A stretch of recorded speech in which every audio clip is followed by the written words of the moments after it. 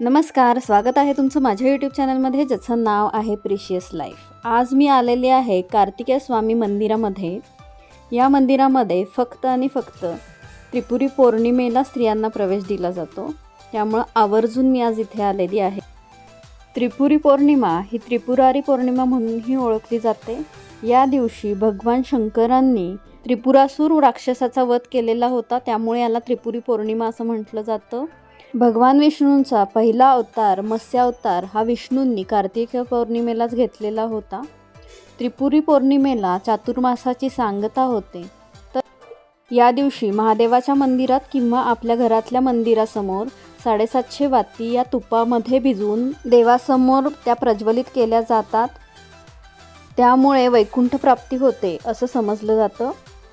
कार्तिक स्वामी हे शिव आणि पार्वती यांचे थोरले सुपुत्र तसेच गणपती यांचे मोठे बंधू आहेत। कार्तिक महिन्यामध्ये असणाऱ्या पौर्णिमेला कृतिका नक्षत्रावरती कार्तिक स्वामी यांचा जन्म झालेला असल्यामुळे हा काळ हा पर्वणी काळ म्हणून ओळखला जातो आणि या दिवशी जे पण कोणी स्त्री आणि पुरुष हे कार्तिक स्वामींचं दर्शन घेतील त्यांना धनधान्य आणि विद्या संपन्न होईल असं म्हटलं जातं।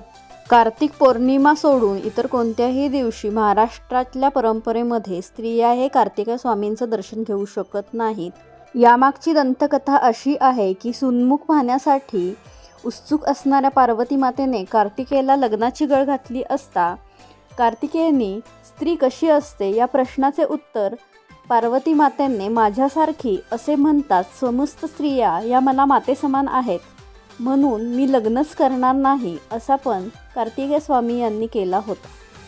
परंतु पार्वती मातेने लग्नासाठी अधिक आग्रह करताच जी स्त्री कार्तिक पौर्णिमा सोडून इतर दिवशी माझे दर्शन घेईल ती विधवा होईल अशी शापवाणी कार्तिकेयांनी उच्चारल्यामुळे कार्तिक पौर्णिमा सोडून महाराष्ट्रातील स्त्रिया कार्तिक स्वामींची पूजा करत नाहीत। धन्यवाद।